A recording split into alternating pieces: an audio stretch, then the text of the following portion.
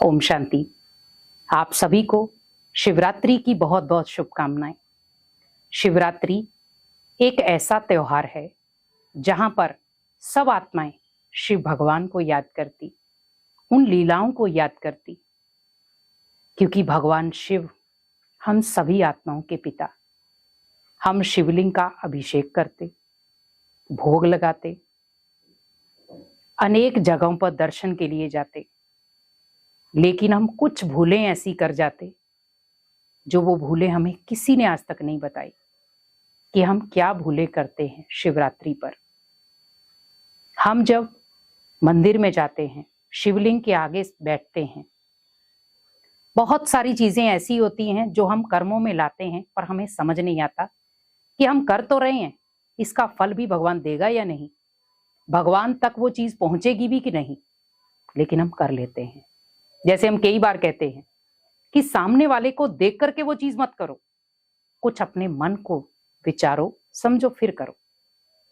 जैसे हम उसके ऊपर जल चढ़ाते हैं, शिवरात्रि पे हम क्या करते हैं, अकतूरा बेलपत्र चढ़ाते हैं, उसके ऊपर पंचामृत चढ़ाते हैं, उसकी फेरी लगाते हैं। लेकिन क्यों लगाते हैं? क्या आज तक आपको पता चला कि हम क्यों लगाते हैं? तो आज आप जानिए। उसके बाद आप शिवरात्रि पर जब ये चीज करें तो उसके साथ उस चीज को भी कनेक्ट करें कि हम क्यों कर रहे हैं। सबसे पहले हम मंदिर में जाते हैं, मंदिर में जाकर शिवलिंग को देखते हैं, और शिवलिंग के ऊपर हम क्या चढ़ाते हैं, उसके ऊपर हम तिलक लगाते हैं। और तिलक कहाँ लगाते हैं? 3 लाइनों के बीच में जो बिंदी होती है उसके ऊपर तिलक लगाते हैं। वो जो 3 लाइनों के बीच में एक बिंदी है, वो है सूचक परमात्मा का। क्योंकि जैसे हम पूरे शरीर में मस्तक के ऊपर बिंदी लगाते हैं क्योंकि आत्मा यहां रहती है, वैसे शिवलिंग इतना बड़ा आकार है, लेकिन परमात्मा का आकार वो पॉइंट ऑफ लाइट बिंदी है। क्योंकि 3 देवताओं को, 3 लोकों को, 3 कालों को रचने वाला वो ज्योति बिंदु परमात्मा है, इसीलिए 3 लाइनों के बीच में हम बिंदी देते। फिर उसके बाद उसके ऊपर पंचामृत चढ़ाते। तो भगवान हमें क्या कहते, बच्चे, जैसे हम कई बार हम पानी और दूध ही लेते हैं, तो क्वांटिटी दूध की कम होती, पानी की ज्यादा होती, जिसमें कई दही, शहद, ये चीजें भी डालते हैं। तो उस समय आप याद रखें कि भगवान हमें अच्छाई की मूर्त बनाना चाहता है। हम जब उसके ऊपर चढ़ाते हैं तो हम सोचते हैं भगवान को नहला दिया हमने दूध घी से, पंचामृत से। भगवान कहते, बच्चे, मैंने तो कोई पाप कर्म किया ही नहीं जो मुझे स्नान करा रहे हो आप। तो स्नान करने की जरूरत किसको थी? हमें। तो वह भगवान करवा रहा है ज्ञान स्नान से रोज, कि बच्चे जब आप मेरा ज्ञान सुनते हो, यही है ज्ञान स्नान। जैसे हम गंगा में डुबकी लगाते तो कहते आत्मा पावन हो गई, शरीर की मैल उतर रही है, लेकिन अगर आप बाहर निकलते ही पाप कर्म करना शुरू हो गए तो दोबारा मैल चढ़ गई। तो मुझे पाप कर्मों से बचने के लिए क्या करना था? ज्ञान स्नान करना था, जो हम खुद नहीं कर रहे हैं, हम भगवान शिव को करा रहे हैं। कराओ, वो भावना है। लेकिन ये याद रखो कि जो चीज मैं उसके ऊपर कर रहा हूं उसकी जरूरत मुझे है, मुझे ज्ञान स्नान की जरूरत है। उसके बाद हम उसके ऊपर अकतूरा या बेल पत्तर रखते हैं, 5 पत्ते और 3 पत्ते। 5 पत्ते हैं 5 बुराइयां, काम, क्रोध, लोभ, मोह, अहंकार। जो बुराइयां आज मनुष्य को दिन प्रतिदिन नकारात्मक और दुखी, अशांत बना रही हैं, पर फिर भी वो छोड़ना नहीं चाहता उन बुराइयों को, पर वो 5 पत्ते लेता और चढ़ा देता है। लेकिन शिवरात्रि पे आप प्रण करें कि मुझे 5 पत्ते नहीं चढ़ाने हैं, अपने अंदर की बुराइयां भी चढ़ानी है, ताकि मेरे लिए ये सच्ची शिवरात्रि हो। 3 पत्ते मीन्स मन, वचन, कर्म, तन, मन, धन से भगवान के ऊपर अर्पित। हम कहते हैं तन, मन, धन सब कुछ तेरा, क्या लागे मेरा, और घर जाते हैं चेंज हो जाता है, तन, मन, धन सब कुछ मेरा, क्या लागे तेरा। क्योंकि इन सारा मेरा मेरा ही तो करते हैं घर जाकर, भगवान को क्या दिया हमने।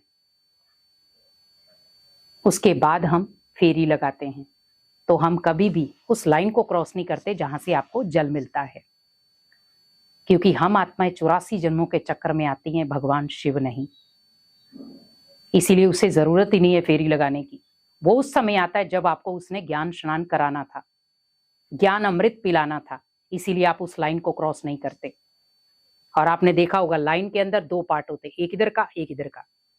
तो मीन्स कलयुगी दुनिया जा रही है, सत्ययुगी दुनिया आ रही है, उसके बीच का जो पार्ट है उसको कहते हैं संगम। 2 युगों का मेल, कलयुग जा रहा है, सतयुग आ रहा है। तो उस संगम के समय, जिसको हम प्रभात या अमृत वेला कहते हैं, उस समय भगवान हम बच्चों को ज्ञान अमृत पिलाता है। तभी हम जब वो पंच अमृत डालते हैं बाद में, थोड़ा सा हम वहां से लेते हैं और पी लेते हैं, तो वो है पंच अमृत। मीन्स भगवान ज्ञान का अमृत हमें रोज दे रहा है संगम युग में आकर। हम खीर पूरी का भोग लगाते हैं, शुद्धता का प्रतीक भोग लगाते हैं, उसके ऊपर गागर रखते हैं, बूंद बूंद गिरती रहती है, तो उस गागर में भी हम जल डालते थे। तो भगवान कहते बच्चे मैं सागर हूं, सागर से भरी हमने गागर। मीन्स भगवान ज्ञान का सागर था। उसने जब ब्रह्मा के तन को पूरा ज्ञान दिया, ब्रह्मा को पूरा ज्ञान दिया, उसके बाद वो धीरे धीरे ज्ञान हम बच्चों को मिला, बूंद बूंद करके। तभी कहते ब्रह्मा मुख से ब्राह्मण निकले, क्योंकि भगवान शिव ब्रह्मा के द्वारा ही हम बच्चों को ज्ञान देता है, इसीलिए ब्राह्मणों को श्रेष्ठ कहा जाता है। तो आप सोचिए कि भगवान ने सृष्टि को रचा, रचयिता है वो, लेकिन हम उसे पहचान नहीं पा रहे। हमें दुनिया को देख के ऐसे कोई कर्म नहीं कर रहे हैं जो हमें पता ही नहीं है। पहले जो भी आप कर रहे हो उसमें आप विधि समझो कि हम क्यों कर रहे हैं और किस लिए कर रहे हैं, उसका भावार्थ क्या था। मीन्स भगवान हमें ज्ञान की एक एक बूंद दे रहा है कि बच्चे आपकी आत्मा प्योर बन जाए, क्लीन हो जाए, तो तभी मानी जाएगी सच्ची शिवरात्रि। और शिवरात्रि पे हम व्रत रखते हैं, बहुत अच्छी बात है, लेकिन आप व्रत रखें कि हमेशा मुझे सभी के लिए अच्छा सोचना है, हर एक आत्मा का निस्वार्थ भावना से सहयोग करना है और सभी आत्माओं को ज्ञान देना है, क्योंकि ज्ञान धन से बड़ा कोई धन नहीं जो दान किया जाए। इसीलिए भगवान कहते बच्चे सच्ची शिवरात्रि मनानी है तो पहले भावार्थ समझो कि जो मैं भगवान के लिए कर रहा हूं क्या उस तक पहुंच भी रहा है कि नहीं। अब आप जो भी करो भावार्थ के साथ करो, अर्थ को समझो कि मैं क्या कर रहा हूं। तो ये चीजें जो भी आप करते हैं, उसके ऊपर जल चढ़ाना, जो भी चीजें करते उस तक वो पहुंचेंगी, पर उसके साथ ये विधि कनेक्ट करो। तो इसीलिए आप भगवान के लिए जो भी करें श्रेष्ठ करें, जो आपके भविष्य को भी श्रेष्ठ बनाए और उज्जवल बनाए। तो आपको फिर से शिवरात्रि की ढेर सारी शुभकामनाएं। ओम शांति।